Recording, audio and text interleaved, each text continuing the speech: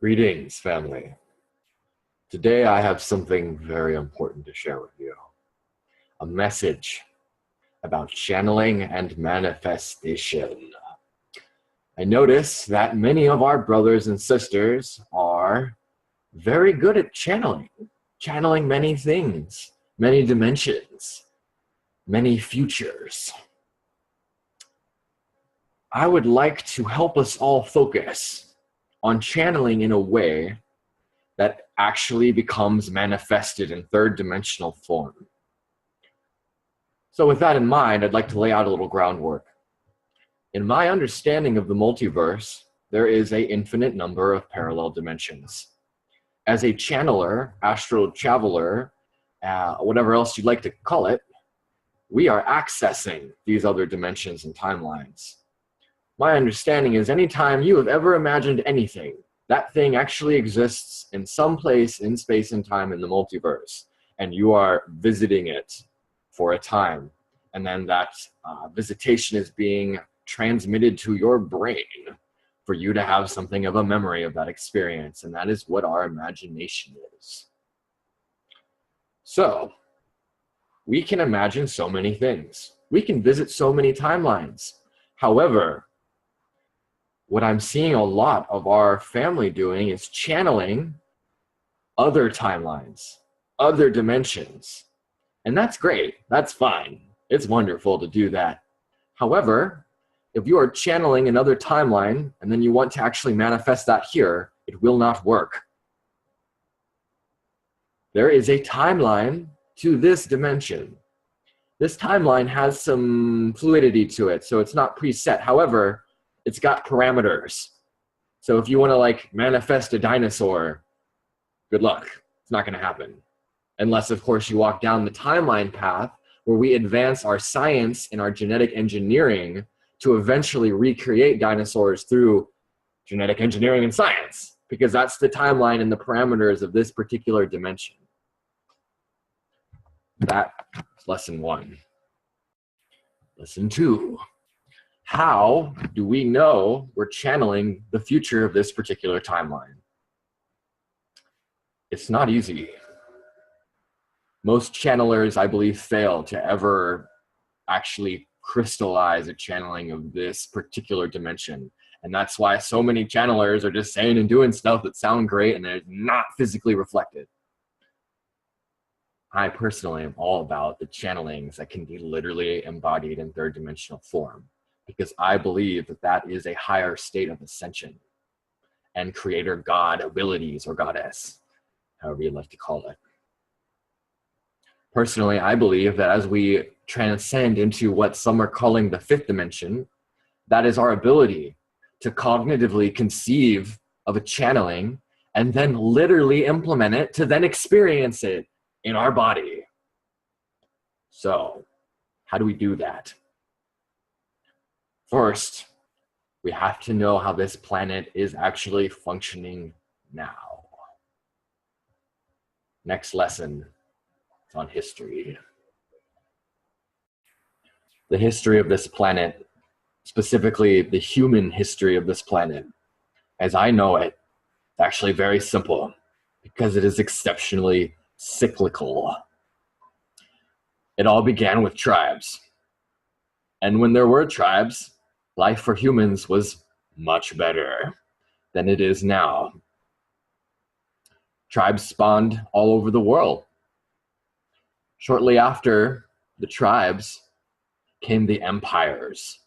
Humans who learned how to manipulate, ensnare, and enslave the other humans. Whether or not the original humans doing this were actually humans is a whole nother matter.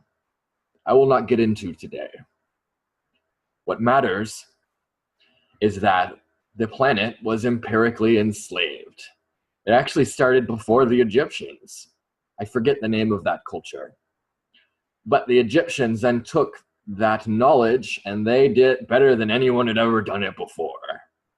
Several other empires came and went until the Roman Catholic Empire took over, took all of Europe, took a ton of Africa, took all of North America and a lot of South America. Around the same time or before that was happening, what now predates the current Chinese and Russian governments also did takeovers of those continents. Oh yes, and the Roman Catholic Empire got Australia. The Roman Catholic Empire today is called Britain and the Vatican. They still exist. All of the empires that started ruling this planet thousands and thousands of years ago, their bloodlines, their culture, their nobility still exists on this planet. You don't hear about them. They're not on the news. They're not in the governments that we think actually run things, or that some people think actually run things. But they're here. They are the elite, and they run the show. They run the economic system. They run the legal system. They run the government systems, all of them. And they fight with each other a lot. They're fighting with each other for dominance, while at the same time they're also collaborating with one another to make sure they stay on top. So, with that in mind, the battlefront for this planet and for the people on it is actually the economic system.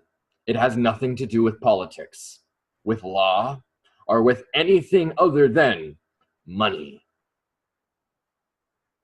This world is all about money when it comes to the control of it. The people with the money have the money to bribe the politicians and pay for the armies that then create laws that create indentured servitude, and then they have military power to back those laws up. It's not an easy reality we're in here, family. It's a tough one. We came here for a really big purpose and a really big mission. So, now that we know all that, how do we use that in our channelings? Well, one very strong piece of advice. How can we channel ideas and concepts that are relevant to our fellow humans that will also produce an economic gain for us? My friends, my family, if we want to have our planet back, we have to buy it. We need to acquire the resources using the rules that the nobles set themselves. We have to beat them at their own game. What does that look like? It looks like cooperative businesses, period. We must all figure out how to start, replicate, enable, embody, and support cooperative businesses that are using collective wealth stewardship to gather and pool resources and then multiply them and create more fractals of cooperative businesses that continue doing the same. Then, when more of those are available, we must choose to spend every dollar we ever possibly can inside of our own economic system, inside of our own cooperative businesses. And when enough of us are doing that, the nobles will lose their steam and traction. They will be unable to continue a paradigm of slavery. And until we do that, nothing else will stop them. No amount of protesting, no amount of lobbying, no amount of anything other than that specifically will free us from a planetary culture of indentured servitude and war.